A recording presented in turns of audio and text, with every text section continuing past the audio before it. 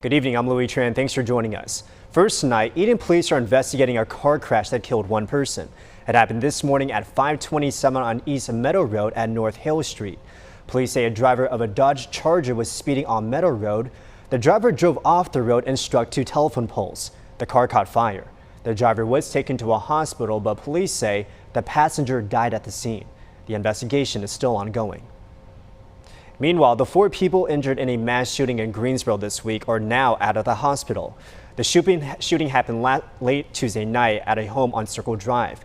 Police say the survivors are all between the ages of 21 and 24. 2 were killed. Police identified the victims as 15-year-old Ronald Lee Snipes and 19-year-old Kenisha Turner. Turner was a freshman at North Carolina A&T State University. Snipes was a student at Dudley High School. At this time, no arrests have been made. In Winston-Salem, fire crews are investigating a house fire, leaving 2 people without a home. The fire happened on Moat Drive. Thankfully, no injuries were reported. The cause of the fire is still not clear. And with the colder temps coming in, that also means the flu season is here.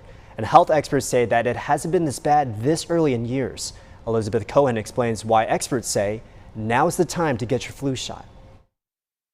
The United States is off to a very early flu season. In fact, when you look at the data, what scientists are seeing is that the flu season has not been this bad this early in more than 10 years. Let's look at some numbers for flu hospitalizations. If you look back at flu hospitalization data by around October 22nd, if you look at this year, for every 1 million people in the U.S., 15 have been in the hospital with the flu. So 1 million people, 15 hospitalizations for the flu. If you look back at 2019, though, by around October 22nd, for every 1 million people, there were only 4 flu hospitalizations. That makes it even more important to get flu shots and to get them now. You may have heard the phrase flu by boo. That means get your flu shot by Halloween. That's especially important now because flu is striking so early. And remember, once you get that shot, the antibodies don't really start to kick in for about 2 weeks. So you're getting it now. It's going to take a little while for it to take full effect.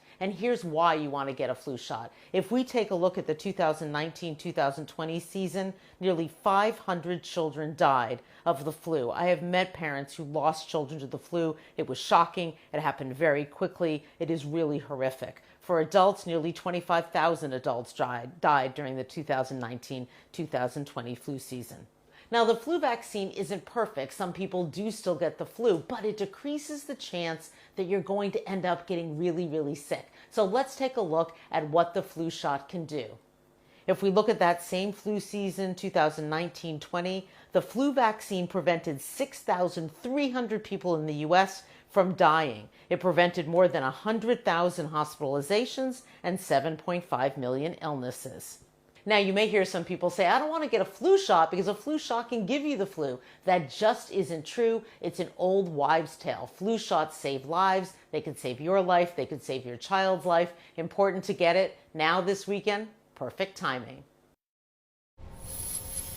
October is National Domestic Violence Awareness Month, and here in Winston-Salem, an author used her family's personal story to raise awareness about the issue. An organization called Bridges to Hope hosted the event today. Author Cassandra Bethea Shine talked about her book called Her Voice Beyond the Grave. The book honors her sister, who was killed in domestic violence in Winston-Salem in 2014. Approximately 1 in 3 women to 1 in 10 men experience intimate partner violence. And we want to let people know that they're not alone if they do experience it, but also for those supporting people who may going through to know that we can say some things that will help support them, such as you don't deserve this, it isn't your fault, and that there's help available in Forsyth County. Organizers say that domestic violence happens to every demographic for every age. If you or a loved one may be facing domestic violence, please call the number that's on your screen. That's 1-800-799-7233. In Commitment 2022, a nonprofit is aiming to get more Latinx and Black voters to the polls early. Today, Emperderte held an event at Winston-Salem State University. Organizers say that they have been traveling across the state, encouraging people of color to vote, especially first-time voters. It's better to vote now than to later on having to spend so much energy and now having to protest, having to advocate so much more to someone who is already not willing to listen to us. And so, if we go out to vote now and choose a person that we believe will make that difference, or at least will hear us out, can save us so much energy in the long run. The other thing that we try to do a lot at Poder is connecting the dots for young people, especially on like how your vote directly impacts your lived experience. Organizers say that they noticed a couple of challenges that some people face. Many people did not feel comfortable voting since it was a new process to them, and the hours for early voting have also been a challenge. And another challenge might be childcare. If you live in Greensboro, a nonpartisan nonprofit called Politicit is partnering with a local childcare center. They're hoping that this can help parents so they can cast their ballots on Election Day. Loving Arms Childcare is located on Sunnycrest Avenue. The service is free. You can drop off your child from 8 in the morning to 7 in the evening. Again, this is for Election Day.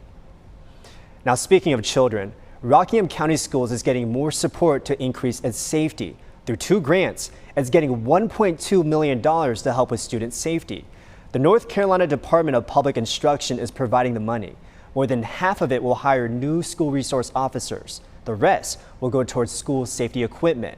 While the district already has SROs at every middle and high school, officials say that this grant will allow them to add SROs to each of their 13 elementary schools. I think it's a reassuring thing. I know as a parent myself, to think that there would be a school resource officer in my child's school is certainly very reassuring, just to know you never know what could happen. The school safety equipment grant will allow for more cameras, reunification kits, radios, and Wi-Fi hotspots. District leaders plan to finalize an agreement with local law enforcement in the coming months. One school district's decision to toss out food is getting a lot of mixed responses. Last July, Davidson County Schools decided to end its student meal program. It's called the USDA Universally Free Meals Program.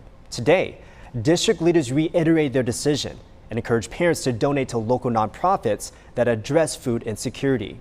The school also says, quote, admittedly, discarding food as a means of addressing this complex issue was not the correct approach, and we regret that it was not considered more carefully.